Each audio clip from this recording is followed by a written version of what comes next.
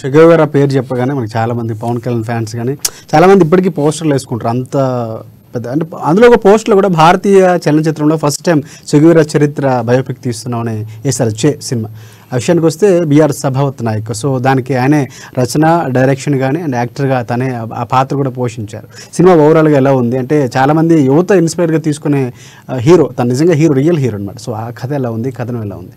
ఇప్పుడు మనం చెగువేరా మీరు చెప్పినట్టు చెగువేరా అనేది ప్రపంచ విప్లవకారుడు. అంటే ఇప్పటికి మనం చూస్తుంటే ఆయన బొమ్మలు, టాటూస్ ఇప్పటికి యువత ఆయన ఇన్స్పైర్ చేసుకుంటుంది. చాలా మంది తెలియని వాళ్ళు కూడా, అంటే ఆయన రూపం కూడా అంతా ఉంది. అంటే అతను చేసినటువంటి నిజాయితీ గల యుద్ధం, అంటే ఆయన సామ్రాజ్యవాదం, ఈ పెట్టుబడిదారు వ్యవస్థ, అంటే ఈ పాలన ఏకీకృతం అవ్వడం, అంటే సామాన్యులు బీదవాళ్ళు ఇబ్బంది పడడం, ఆయన చెలించిపోయి ఆయన పోరాటం చేశాడు. ఎక్కడో అర్జెంటీనాలో పుట్టిన అక్కడి నుంచి వచ్చి క్యూబా వీటిలో పోరాటాలు చేసి తర్వాత బొలివియాలో ఆయన చనిపోవడం జరిగింది. అంటే అతను 39 సంవత్సరాల్లో అతను ఒక మంచి సెటిల్డ్గా ఉన్నటువంటి ఒక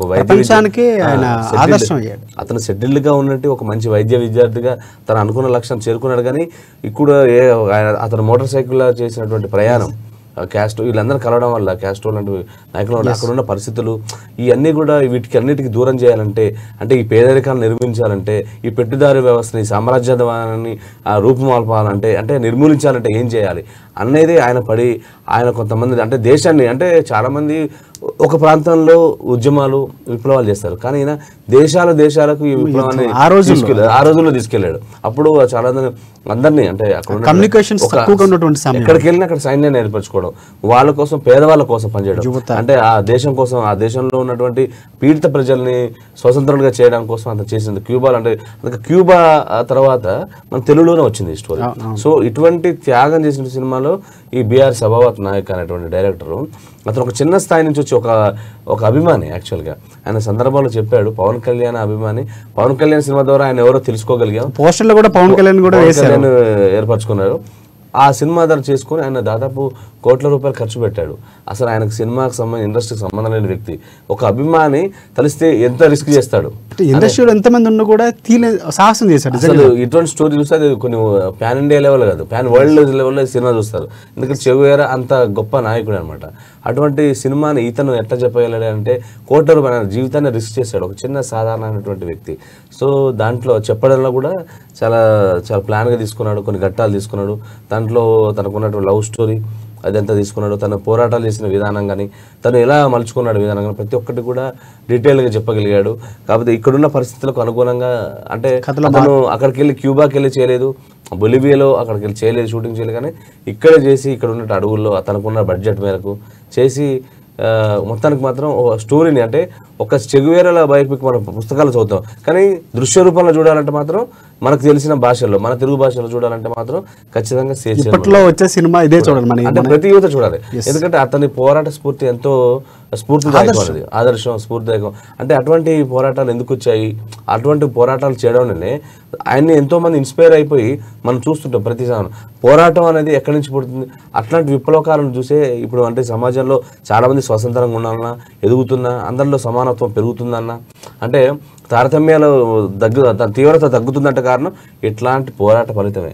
అట్లాంటి పోరాట యోధుడిని అంటే ఒక సినిమాగా రావడం, చేయడం, అతను రిస్క్ చేయడం, కోట్ల రూపాయలు పెట్టడం, అది చెప్పడం మాత్రం సాహసం అని చెప్పొచ్చు. అతని స్థాయికి ఇది ఎక్కువ. ఎందుకంటే అతను చెప్పిన డీటెయిల్డ్గా కూడా ఒక టెక్నీషియన్ కనుక అనుభవం లేదు, బట్ కానీ ఒక కెమెరా పనితనం కావచ్చు, మ్యూజిక్ కావచ్చు, డైరెక్షన్ కావచ్చు, యాక్టింగ్ కావచ్చు, డైలాగ్స్ చాలా ఎక్సలెంట్ రాసుకున్నాడు. అంటే ఆయన మనకు ఆయన ఇంటర్వ్యూలో చెప్పడం జరిగింది, కేవలం 12 అంటే ఇంటర్ వరకే చదువుకున్న వ్యక్తి, డైలాగ్స్ మాత్రం చాలా అద్భుతంగా రాశాడు. అంటే ఆలోచింపజేసే విధంగా వచ్చాయి.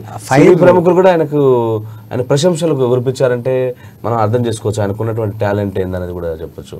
అది మొత్తం మీరు అన్నట్టు ఇందాక ఒక పదం, అంటే పుస్తకంలో ఉన్నది దృశ్య రూపంలో ఒక కథగా, సినిమాగా తీసి ప్రేక్షకులు పరిచయం చేయాలని గొప్ప ఆ థాట్ అసలు ఎక్సలెంట్ అది.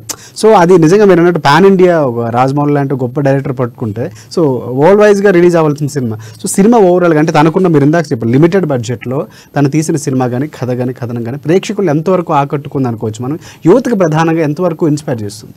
ఖచ్చితంగా. అంటే కథలోనే మనకి ఇన్స్పైర్ చేసే ఘట్టాలు ఉన్నాయి ప్రత్యేకంగా కానీ అది తీసే విధానంలో డైరెక్టర్గా ఆయన ఎంతవరకు సక్సెస్ అయ్యాడు, యాక్టర్గా? యాక్టర్గా అతను షూట్ అయ్యాడు, చేశాడు.